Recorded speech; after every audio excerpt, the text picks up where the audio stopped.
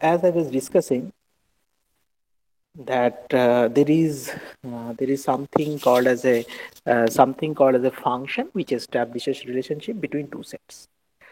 And from that perspective, we have understood that there is something called as one to one and something called as on to. Okay, and if it is one to one and on to, one to one and on to, then we have called it as bijection. Okay, we have called as bijection, or we have also called as one to one correspondence. Okay, so that's the basic idea that we have discussed, and there were further certain terms, and maybe I will quickly remind you of different types. Okay, so if you see over here, so this is one to one but not on to. Okay, so can anyone of you quickly tell me why it is not on to?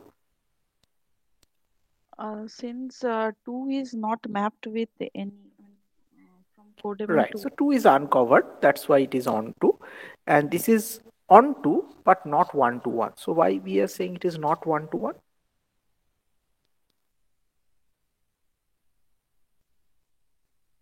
Since 2 is covered from both from A and B.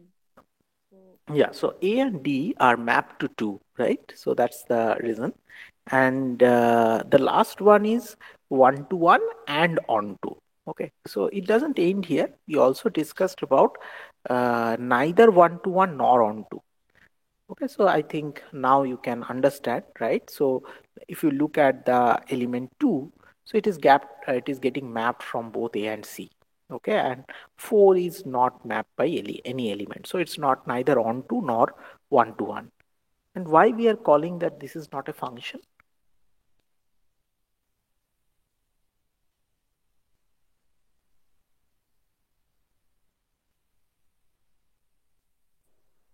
Because because A. A A is is mapped to 2 mapped and 4. to 2 and 4 both.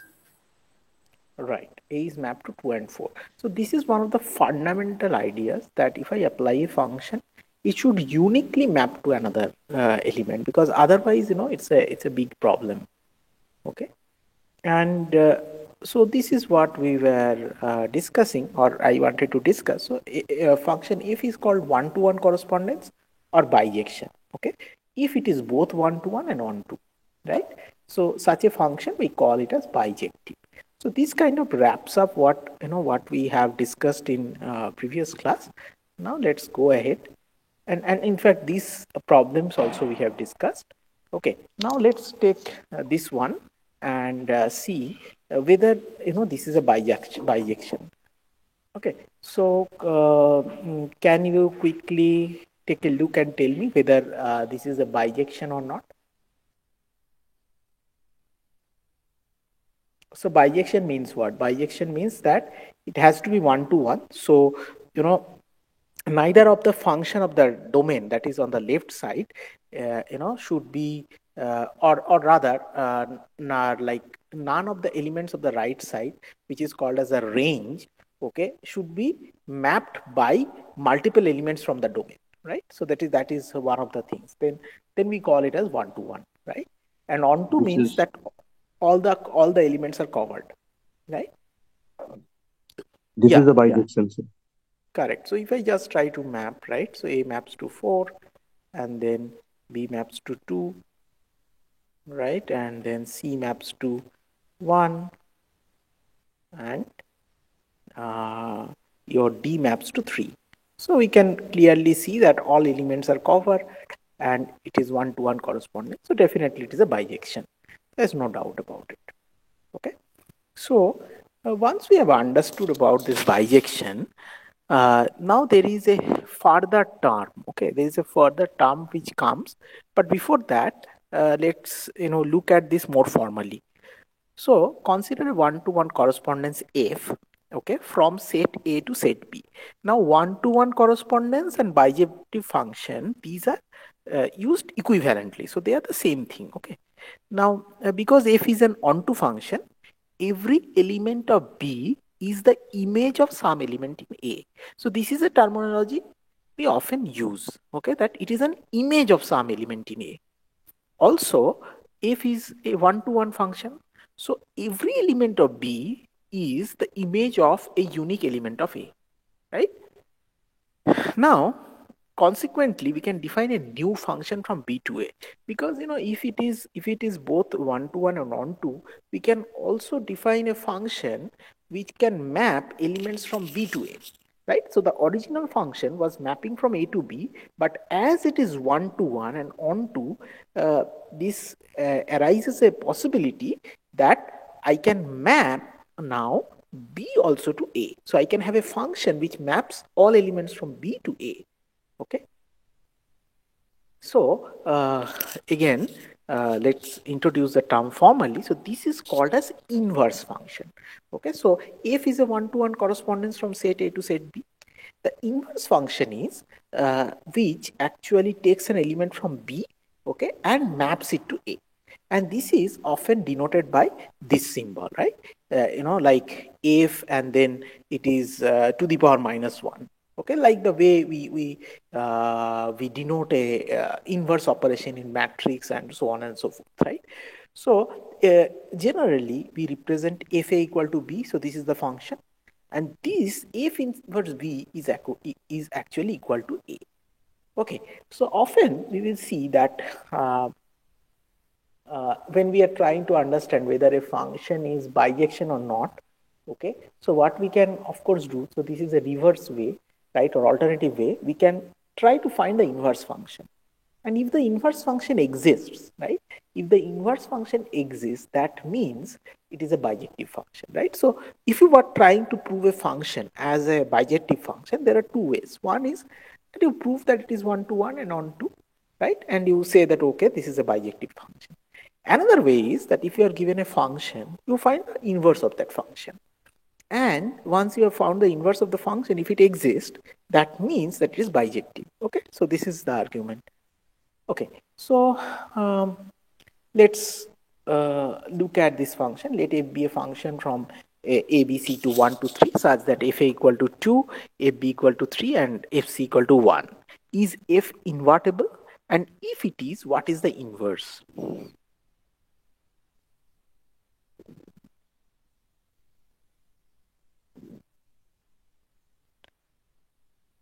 So is it invertible? Yes, sir. Yes, sir. Yes, because of the same reason, right? Because it is one-to-one correspondence, right? It is Yes, sir. bijective, it is one-to-one and on-to. Okay, and how we can represent is that we can represent this as f inverse of 1 is C, f inverse of 2 is A, and f inverse of 3 is B, right? So this is the inverse function. Okay, now before I move on, okay, let's look at some problems, okay, and then after solving that we'll look at some basic concepts of counting. All right, so let f be a function from R to R with fx equal to x square. Okay, so is f invertible? Is f invertible?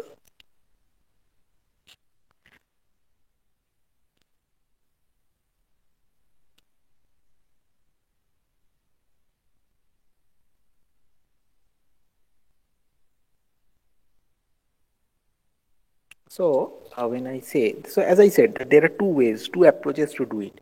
Okay, so one of the approach can be the second approach. First approach I want to hear from you. So let's say you have y equal to x square. Okay, so if you want to find the inverse function, what we'll do, you will express now x in terms of y. So you will naturally make x equal to root over y. Is this a correct way of writing? Yes, sir. Not really. You will have to mention this is plus minus. And once you write that, I think it will be clear to you that why it is not invertible, because it is not. One thing is that f be a function from R to R. So what is the meaning of R to R?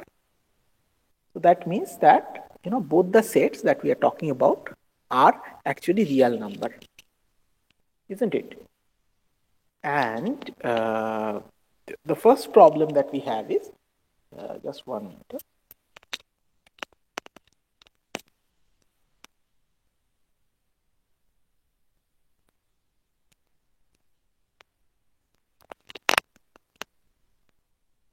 Yeah. So the first problem that I have is that it is mapping to more than one element, right? So it is not one to one, correct? Yes, sir. So this is one of the problems. Okay. And similarly, so this is that way of arguing. Here, from here also it is clear that it is multiple element, and from this side also you can claim that. Okay. Now we are going back a little bit and we are trying to test our understanding of the functions. Okay. So there are three cases. Okay. So one by one, any one of you are welcome to try. So it is already said that it is not a function. Okay. So you have to justify why it is not a function. And it is given that both the ranges are real number, right?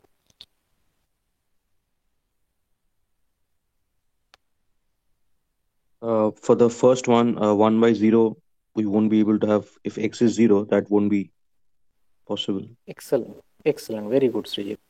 So it is not a function because of 0, right? So maybe someone else can try. Ankita or maybe Polomi may try. So for the next function, if say x equals to 4, then fx can be minus 2 or plus 2. That's why.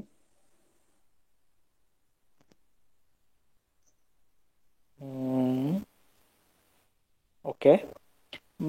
All right. Uh, that is true. That is true. Uh, but it is not given it is minus over here, right? So it is given it is square root of x.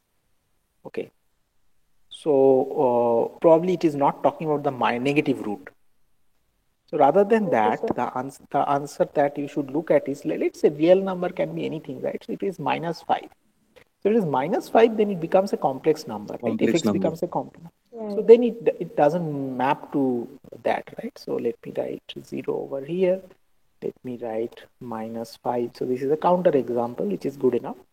And what about this? I think these we have already discussed, right? So it is already plus minus. So it is not a one-to-one, not a function at all, right? Because it will be mapping to multiple elements. Okay. All right. So now some more questions. Okay. So determine whether f is a function from the set of all bit string to the set of integers if fs is the position of a 0 bit in s. Okay. So what we are trying to tell is that this side. So this side is a binary string, right? So this side, the elements that I'm dealing with are binary strings. Okay, bit strings. And this side you have integers, right? So here you have a bit string. I'm just writing bs, and here it is integer. Okay, so I can represent by even z. Okay, now so it is saying fs is the position of a 0 bit in s. So maybe if you have something like 0 1 1 1 from here, so the corresponding element will be 1. Now the question to you is it a function? No, because if I have 0, 0, 0, I can map it to multiple, like 0, 1, 2, 3 position. Excellent. So there can be multiple zeros. So that's why function, right? You are absolutely right. Okay. So now next one, fs is the number of 1 bits in s. Okay. So if you have, so same example, so this will map to 3. Okay. So now maybe anyone else can try to answer. Okay. So what about Mohua? Can you try that whether it will be a function or not?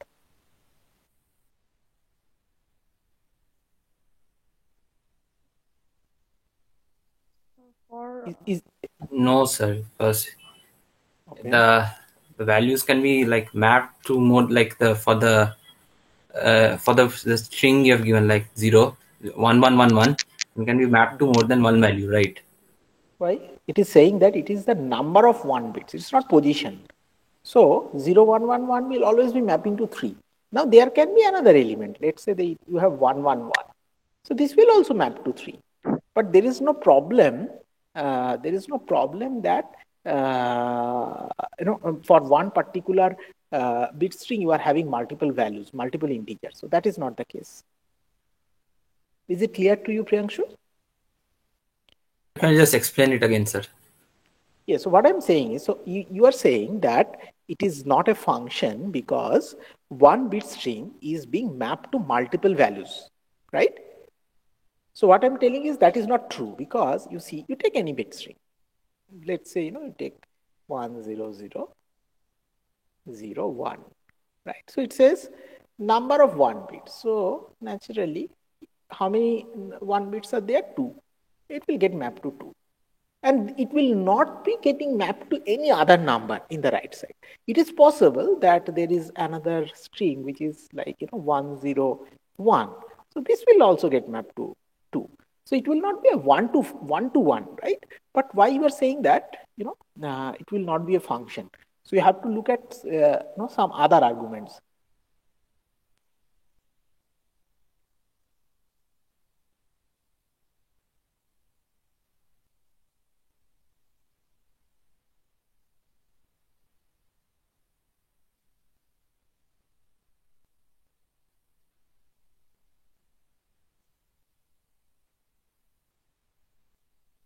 If I tell you the answer, you'll be feeling why it didn't come to our mind.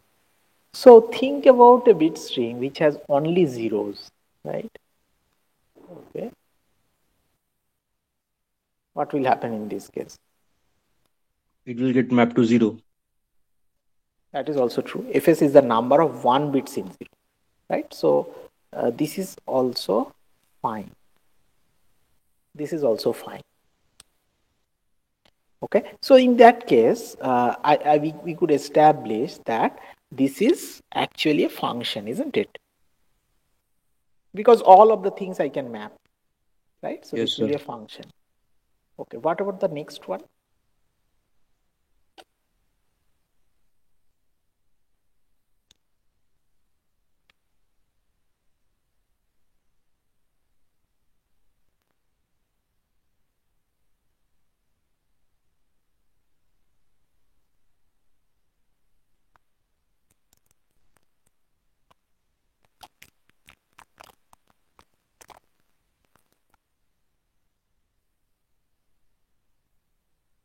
Fs is the smallest integer I such that the ith bit of S is 1 and Fs is 0 when S is an empty string, the string with no bits.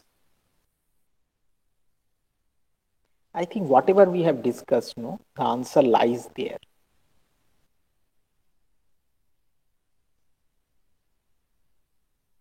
Okay. So, it is the smallest integer. So if you take this one, so here smallest integer is 1. Even the next case smallest integer is 1. If you take 0, 1, 1, 1, the smallest integer is 2. So it's okay, right? However, this particular one, look at 0, 0, 0, 0. So it doesn't have any, bit as 1, right? And neither it is an empty string. So this value will not be mapped. Are you getting it? Is it clear? No, sir. Can you please explain once again? Yeah, of course. See, what I'm saying is that take any, tell me any number. Tell me any bit string. 1010. 1010. So what the function says? It says that it is the smallest integer I such that ith bit of S is 1. So, this is the first bit is 1, right? And the third bit is 1. So it says that it is the smallest integer. So it will be mapping to 1, right? Is it clear? And let's say you have something like, 0, 0, 1, 0. So it will be mapping to 3, right? No issues. isn't it? But what we are saying is that let's say you have 0, 0, 0, 0. Then what happens? Is it defined? Is the function defined? No, sir. Acha, acha. Okay. The function is not defined, so that's why this is not a function. Okay.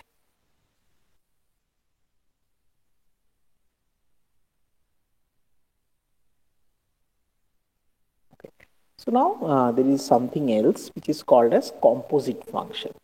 So till now, what we are dealing with was that we have two sets, right? So when we are talking about composite function, you have multiple sets available. So you have something which maps from, let's say, set A to set B, and then there will be another function which maps from set B to set C. So this is something we have done when we have done this chain rule of derivatives, if you remember, right? So if you are trying to find out maybe fx of or derivative of, let's say, 2x plus 2 square, something of that sort. So what we have assumed is that we have assumed that 2x plus 2 to first be a function of z, expressed in terms of z. So it is z square. So we have taken first the derivative with respect to z, and then we have moved and taken the derivative with respect to x, right? Derivative of z with respect to x. So this is something of similar nature. You will realize very soon. So this is your original set, original domain, where you have A, and an element A actually maps to GA. Okay, this is the set B, right? So the function between A and B is G. Is it all right? So now what we are doing is you are taking this element GA now, and here there is a function f which maps an element of B to an element of C. So that is given by function f. Okay. So if you want to map a function map an element of A, okay, to an element of C, so what function you are applying is actually f of G. Okay, so this is often read as f of G. Okay, and let's say it may be a simple one, that let's say you are doing like log of square root of x, right? So maybe the first function you are mapping to square root, so this is your G, and then you are doing a log of square root. Okay, something of that sort, right? So this is possible. Okay, all right. So how can we apply this composite function? Okay, and there is also an interesting thing, that this relationship may not be bidirectional, in the sense that maybe f of G is valid, but G of x may not be valid, right? Okay, so let's understand this. So let f and G be the functions from the set of integers to the set of integers defined by fx equal to 2x plus 3 and gx equal to 3x plus 2. What is the composition of f and G? Okay, so if I take an integer x, right? If I take an integer x, so if first fx is going to be, first gx is going to be applied. If it is f of gx, then x will get transformed to 3x plus 2. Now this is an integer, so this 3x plus 2 will go and sit into x, isn't it? Right? So let me repeat again. So what will happen is that if I am saying f of g of x, then first your element x will get mapped to 3x plus 2, right? So you have x here, and this x gets mapped to 3x plus 2, right? And then this 3x plus 2 actually go and sit as the x in your fx. Okay, so see, that's what happened over here, right? So first you have got 3x plus 2, and then this 3x plus 2 is going and sitting in place of this 2x. So it is 2 into 3x plus 2 plus 3, which gives you 6x plus 7. And on the other hand, if you have given g of fx, then you are getting 6x plus 11. So it is not giving the same result. Okay, is this clear to you, or you want me to repeat?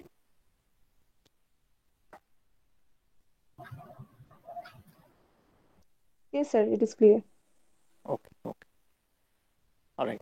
So these are very simple questions. Okay, just to revise once. So for each of these pair of sets, determine whether the first set is a subset of the second, or the second is a subset of the first, or neither is a subset of the other.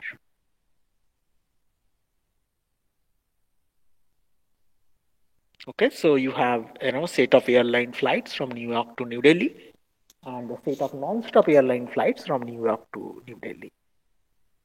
So the second one is a Subset. subset of the first. The set of people who speak English, the set of people who speak Chinese. So this is the last case, right? Neither is a subset of the other,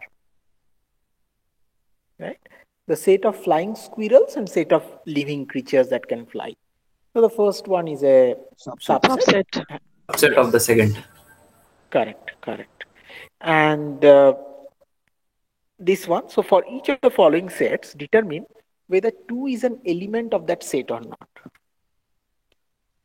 Okay. So basically, the first one is said that x is an integer greater than 1, right? So x is a real number and x is an integer greater than 1. So if it is x is an integer greater than 1, naturally 2 can be a part of that, isn't it? Okay. Yes, now, now the second one is x is a real number such that x is the square of an integer. So 2 is not a square number, right? Yes. Yes. So it will not be a part of. Okay, the next one, so it is little tricky. So you have actually a set which consists of an element and a set, right? So anywhere you see the curly braces, you know that this is a set, right? So is 2 an element? Yes, 2 is an element because you have these over here. But it is not, 2 is not an element because of this, because this is a set. Is it clear? Okay. Now, this one is 2 an element? No. Why not? No. Because both are sets. yes, not only both are sets, actually this is a set and this is a set of sets. So you have two curly braces if you see, right? Oh yeah. Okay. So I think this should be probably the last one. So fx is 2x plus 1, right? So is it a bijection?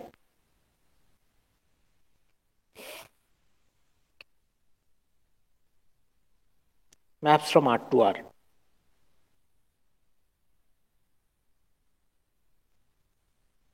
Yes. No, sir.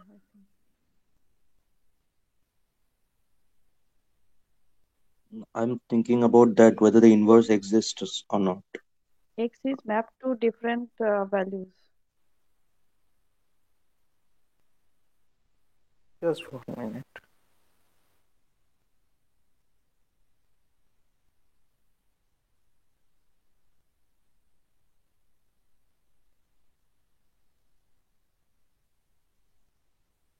No.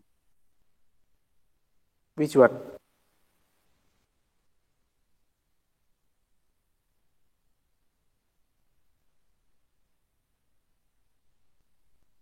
Which one you're saying no? Sir, this is First not one. 1-to-1. The first one. Yes. Why you are saying that? Because when I apply the inverse function, you won't map to the pre-image.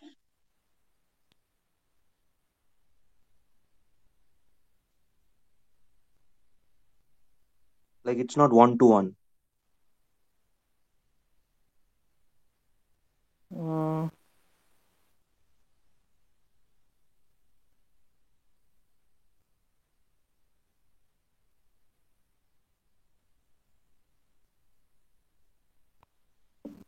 So I don't think it is a problem. Why you are saying that? Let's say you have x value of x is 0 here, right? So it will map to 1. What's the problem? Or even write, if I write like y equal to 2x plus 1. Okay. Y equal to 2x plus 1, then actually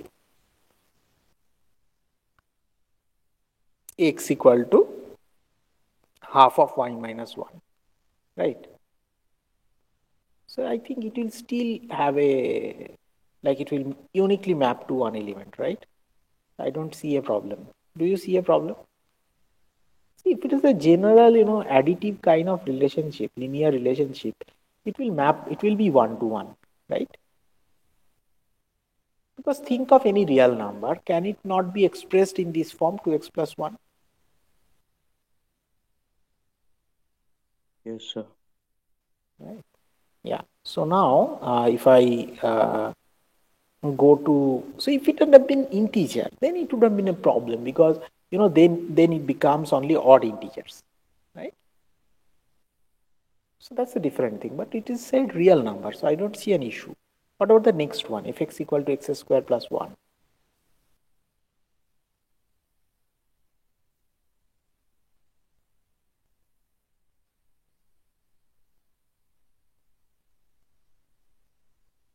So the negative part won't be mapped. Negative part won't be mapped. No, it is not that. Rather, what you can think is, so it's actually both way there is a problem. Okay, so you can either show when you want to show that it's not a bijection. If you either show it is not one to one or you show it is not onto, it is good enough. Okay, so if it is y equal to x square plus 1, that means x is root over y minus 1. So this y minus 1, if it becomes negative, then it is not a real number. That's one problem. So that way you can show that it is not defined, right? So for not for all the points it is defined. That's one point. Second point is, of course, that let's say you have x equal to 2. So what will be the value of y? Y will be 2 square plus 1 or 5, right? And if you take a value minus 2, again the value will be 5, right? So it is not one to one. Okay, so by either of these arguments you can prove that this is not a bijection. Is it clear to you? Yes, sir. Okay, what about fx equal to x cube?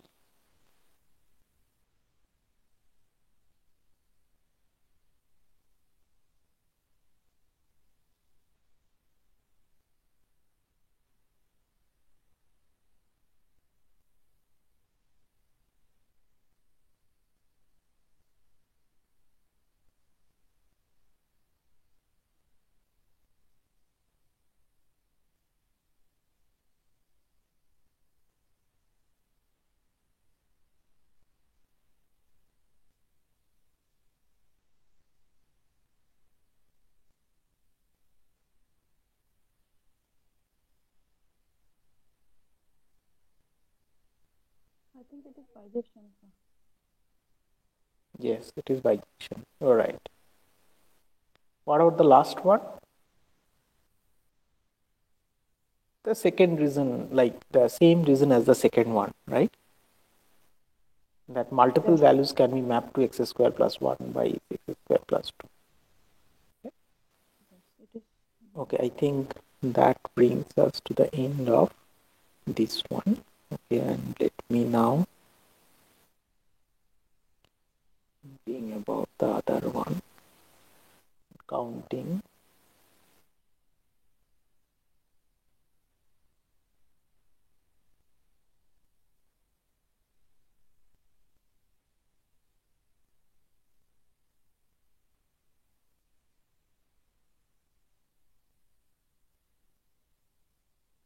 Just 1 minute, it is showing me some other version.